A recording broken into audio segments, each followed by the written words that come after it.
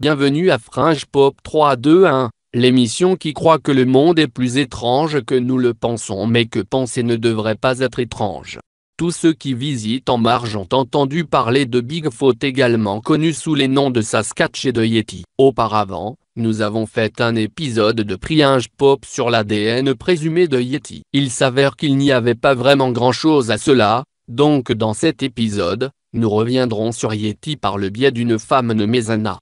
Qui est Zana? Vous pourriez demander. Eh bien, si vous ne savez pas, vous n'êtes pas seul. Bien que beaucoup de gens aient entendu parler de Yeti, seuls les fans vraiment dévoués de Yeti ont entendu parler de Zana et savent de quoi nous allons parler. L'histoire de Zana est pour le moins étrange. En termes succincts, Sarah aurait été une femme sauvage capturée au milieu du 19e siècle en Russie, en particulier en Abkhazie, une région du nord-ouest de la Géorgie.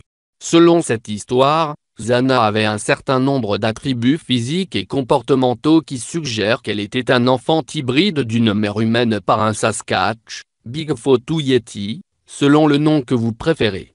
Ou par le nom de Almasty, qui est le terme de choix en Abkhazie pour Yeti. Oui, vous avez bien entendu tout cela, une hybride Yeti humaine. C'est l'histoire de Zana, mais y a-t-il quelque chose? Y a-t-il vraiment des preuves d'une hybride Yeti humaine, là-bas, depuis le 19e siècle? Je veux dire, comment ne pourrions-nous pas avoir entendu cela? Eh bien, c'est le sujet de cet épisode de Fringe Pop 321. Le récit en ligne le plus détaillé de l'histoire de Zana est probablement celui de Recro. Nous avons lié à cette histoire sur la page web de cet épisode à Fringe Pop 321. Mais je voudrais en citer quelques segments ici. Selon l'essai de Koro, Zana Affair, daté 2010, Zana aurait eu les traits suivants. Elle était inhabituellement grande. Alors la histoire continue, 2 mètres de hauteur. Elle avait un corps massif avec de gros seins, une peau noire foncée et des cheveux rougeâtres foncés couvrant son corps. Elle avait les yeux rouges,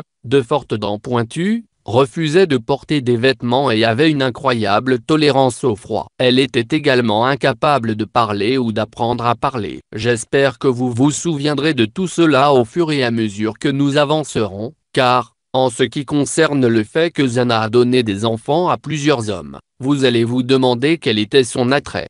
Pour sûr, cela ne ressemble à aucune femme qui devrait attirer ce genre d'intérêt. Si vous voyez ce que je veux dire. Ces hommes étaient-ils vraiment si désespérés? Je veux dire, y a-t-il vraiment quelque chose dans cette histoire? Cela semble juste au départ un peu artificiel. Il n'y a pas de photographie connue de Zanak, donc une grande partie de cette description peut être entièrement fabriquée, et comme vous le découvrirez, elle est probablement.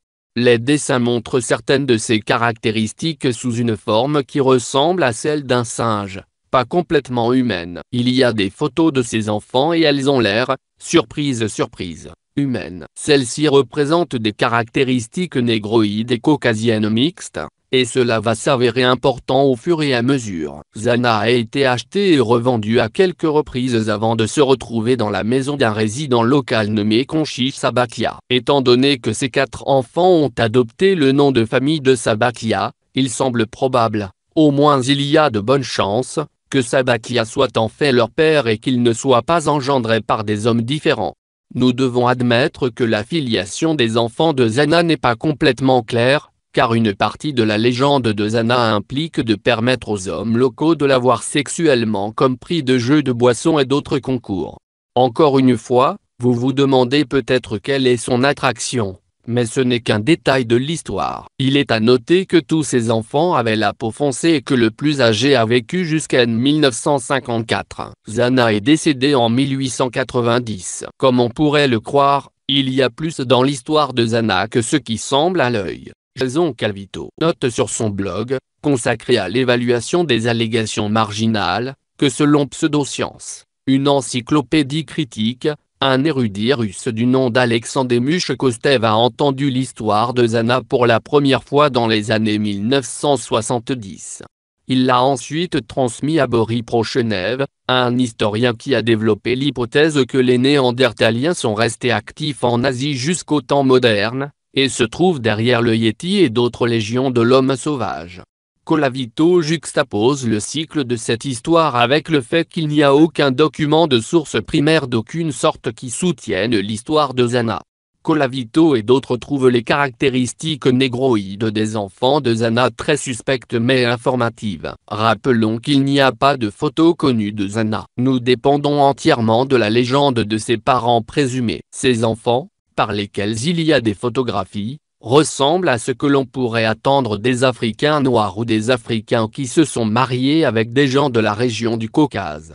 Ce fait s'avère significatif, car la région de Russie d'où venait Zanak, la Géorgie ou l'Abkhazie, était historiquement connue pour sa population, vous l'avez deviné, d'esclaves africains.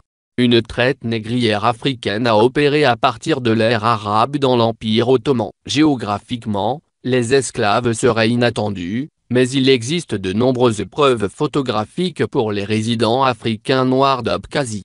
Alors, il est tout à fait concevable que Zana était une esclave africaine noire et rien de moins. La recherche sur l'ADN s'accorde assez bien avec la possibilité que Zana était en effet un esclave africain dans une partie inattendue du monde.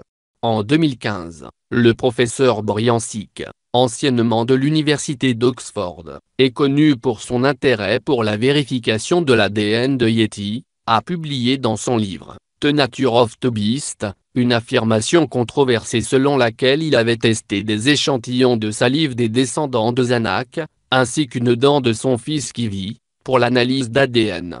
Sik a clairement fait savoir au public que Zana était complètement humaine, qu'elle était à 100% d'Afrique subsaharienne. Ce n'était pas la partie controversée de ce livre, cependant. Bizarrement, Sik a rapporté que les résultats génétiques suggèrent que les Néandertaliens avaient survécu et migré dans la région du Caucase. Il prétend donc, en quelque sorte, que Zana était en partie néandertalienne, non en partie Yeti. La conclusion de Sik à cet égard était non seulement improuvable, et était donc une portée excessive des données, mais elle le rendait également vulnérable à des accusations claires selon lesquelles il considérerait les Africains subsahariens comme moins que véritablement humains, comme moins que Homo sapiens.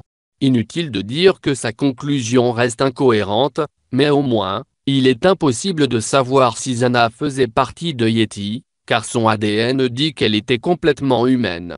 Il est donc totalement inacceptable de prendre comme preuve une légende aussi anecdotique, d'affirmer que c'est la preuve que Zana était un hybride Yeti.